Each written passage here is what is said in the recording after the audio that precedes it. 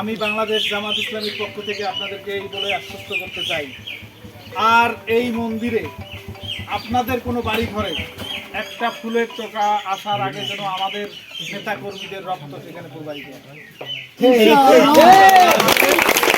রক্ত দিয়ে হলেও আপনাদের মন্দির, আপনাদের বাড়িঘর, আপনাদের যানবাহন ইনশাআল্লাহ আপনারা কোনোভাবে কোনো অবস্থাতে, এটা আপনাদের জন্মভূমি, আপনাদের মাটি, আপনাদের ঘর, আপনাদের বাড়ি, আজকের থেকে আপনারা কেউ নিজেকে সংখ্যালঘু হিসেবে পরিচয় দেবেন না। আপনারা আমার ভাই, আপনারা আমার বোন, আমার মা, আমার বাবা।